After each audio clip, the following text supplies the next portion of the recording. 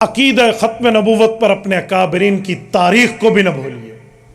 ہمارے اکابرین نے جو اس پر قربانیاں دی ہیں، ہمارے اکابرین نے جو اس پر محنتیں کی ہیں، کوشش لگن تگدو ہے، یہ اپنے اکابرین کی تاریخ کو بھی ذہن میں رکھیے، ورنہ وہ نوجوان نسل جو اپنے بزرگوں کی تاریخ کو فراموش کر دیتی ہے وہ کبھی کامیاب نہیں ہو سکتی۔ میں تمہیں کہتا ہوں سنو، آج ہم یوم فتح مناتے ہیں 7 ستمبر 1974 کو۔ کیوں مناتے ہیں؟ اس تاریخ کو یاد رکھ لو۔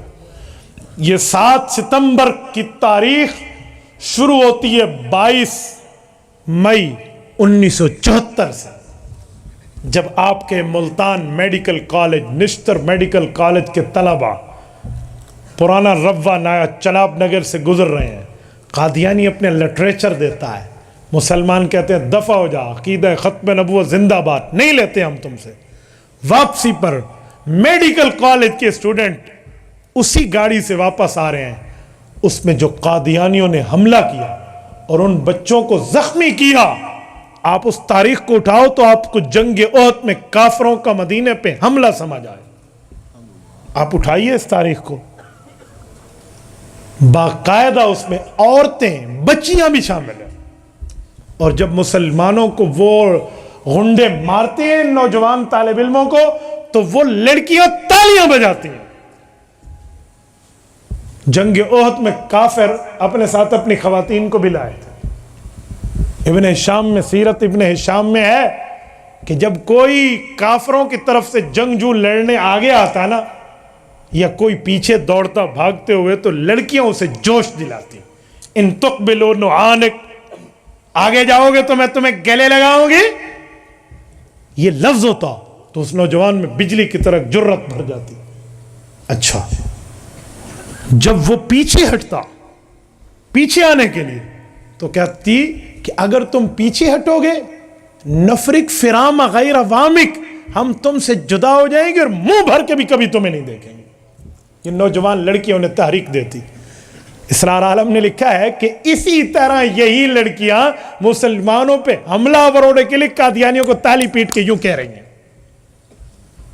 یہ قادیانیوں نے بڑی بھول کی اور یہ ان کے گاٹے فٹ ہو گیا معاملہ، اور یہ تحریک اٹھی، اور 2-3 مہینوں کے اندر اندر اس وقت کے علماء کرام کی محنت اور اس میں تمام حضرات اکابرین کا جمع ہونا، قومی اسمبلی میں مسئلہ زیر بحث آیا، اور قومی اسمبلی میں اس وقت مفکر اسلام حضرت مولانا مفتی محمود، اللہ اس کی قبر پہ کروڑوں اربوں رحمتیں نازل فرمائے، انہوں نے سب کو اکٹھا کیا ہوا تھا، بریلوی، دیوبندی، اہل حدیث، تمام مسالک کے اکابرین کو اکٹھا کیا ہوا تھا، اور سب کے اتفاق سے مسئلہ زیر بحث آیا، اور قادیانیوں کے دونوں گروپ بلائے گئے، مرزائیوں کے 2 گروپ، لاہوری فرقہ بھی، قادیانی فرقہ بھی۔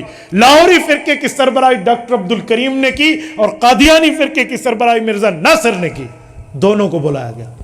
13 دن بحث ہوئی ہے وقفے سے، یہ بحث کوئی 96 گھنٹے کے لگ بھگ بنتی ہے، 28 میٹنگز ہوئی ہیں اس پر، اور اس کے بعد بڑے بے آبرو ہو کر تیرے کوچے سے ہم نکلے، یہ وہاں سے ذلیل ہو کر نکلے اور ان کو کافر اقلیت قرار لکھا گیا۔ اس موقع پر میں اپنے اکابرین کے ساتھ ساتھ جناب ذوالفقار علی بھٹو کو بھی خراج عقیدت پیش کرتا ہوں۔ پیپلز پارٹی سے آپ کا اور میرا اختلاف ہو بھی سکتا ہے، کر بھی سکتے ہم، لیکن میں پیپلز پارٹی کی بات نہیں کر رہا۔ اس موقع پہ ذوالفقار علی بھٹو نے ذاتی دلچسپی لے کے اس مسئلے کو حل کرنے میں بڑا کردار ادا کیا۔ ہمارے اکابرین نے بھی آمادہ کیا ہے محنتیں، لیکن اس نے بھی تعاون کیا۔ اللہ رب العزت کریم ہے، اللہ پاک عقیدہ ختم نبوت کے تحفظ میں بخش دے۔ تو اس مسئلے پر میں انہیں بھی خراج عقیدت، بلکہ جملہ قائدین کو ہم خراج تحسین پیش کرتے ہیں۔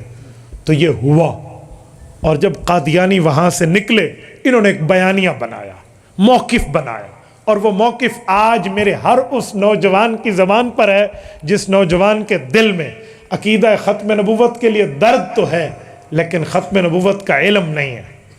وہ بیانیہ کیا ہے کہ یار مولویوں کی عزت کرو نا، تمہیں کون کہتے ہیں مولویوں کو نہ مانو؟ مولوی تمہیں نماز پڑھاتا ہے، خطابت پر جمعہ پڑھاتا ہے، تمہاری تدریس کرتا ہے، خانقاہوں میں بیٹھا ہے، تبلیغی جماعت میں بیٹھا ہے، دین سمجھاتا ہے، تو بس اسلام پھیلاتے ہیں، ان مولویوں کی عزت کرو۔ لیکن یہ جو مولوی سیاسی ہے نا جو اسلام آباد کی راہ دیکھتے ہیں، ان کے ساتھ تعاون تم نے نہیں کرنا، انہیں اسلام نہیں، انہیں اسلام آباد چاہیے۔ یہ اصل میں قادیانیوں کا بیانیہ ہے۔ کیوں؟ انہیں پتہ ہے کہ ہمیں جو چوٹ جس نے ماری ہے نا، وہ مدرس، متجود اور اسی طرح خانقاہی صوفی عالم ہونے کے ساتھ ساتھ ایک سیاسی عالم بھی تھا۔ اسی لیے ان کو یہ پتہ ہے کہ ہمیں جو تھپڑ جس جگہ سے لگا ہے نا، آؤ ڈیوائیڈ اینڈ رول، تقسیم کرو اور اپنا الو سیدھا کرو، اس بنیاد پر انہوں نے یہ بیانیہ بنایا۔ میں ایک جملہ کہتا ہوں، سنو، اس تحریک سے پہلے اس بر صغیر میں 2 تحریکیں چل چکی تھی، لیکن وہ کما حق ان کے نتائج ہمیں آنکھوں سے اسمبلی میں نافذ ہوتے نظر نہیں آتے۔ تحریک اللہ کے ہاں ضرور کامیاب ہے، لیکن عند اللہ کے ساتھ عند الناس کی بات کر رہا ہوں۔ آپ کہیں گے کیسے؟ سنو، ہمارے علماء کرام نے اس وقت کی عدالت سے تو فیصلہ لے لیا تھا۔ 1934 میں جج محمد اکبر نے آپ کے بھاولپور سے فیصلہ دیا تھا۔ پھر تحریک 1973 اور 1953 والی چلی۔ اس میں علماء نے لکھا ہے کہ 10 لاکھ آدمی گھر سے بیکار ہوا ہے، 1 لاکھ بندہ زخمی ہوا ہے، 10,000 جوان شہید ہوئے ہیں۔ میں پوچھتا ہوں، اس وقت کی حکومت خواجہ ناظم الدین وزیر اعظم نے تو اسٹیٹ بائی گولیاں چلائی تھی، قانون نہیں بنا تھا، لیکن کیا بات ہے کہ 1974 میں 1 گولی بھی نہیں چلی، 1 گولی بھی، قانون بن گیا۔ بھائی وجہ یہ ہے، پچھلی تحریکوں میں ہمارے پاس مدرسے کی طاقت تھی، تبلیغ کی طاقت تھی، خانقاہ کی تھی، تدریس کی تھی، امامت و خطابت کی تھی، نہیں تھی تو سیاسی طاقت نہیں تھی۔ اور جب 1974 کا وقت آیا تو ڈیرہ اسماعیل خان اور ٹانک کے غیور مسلمانوں نے منتخب کر کے مولانا مفتی محمود کو وہاں بھیج رکھا تھا۔ ہزارہ والوں نے مرد اور مولانا غلام غوث اداروی کا وہاں انتخاب کر رکھا تھا۔ یہ چند علماء وہاں گئے اور یہ مسئلہ منوا کر آئے۔ تو میرے دوستو، ہمیشہ اسلام کی حفاظت اس طاقتور قوت نے کی ہے جس کی مخالفت میں آج ہم سارے ٹھہرے ہیں۔ جب ہم اس طرح بات کرتے ہیں نا تو پھر ہمیں کہتے ہیں جی مولوی نے کیا کیا؟ اور مولوی نے تمہارے ایمان پر پیرا دیا۔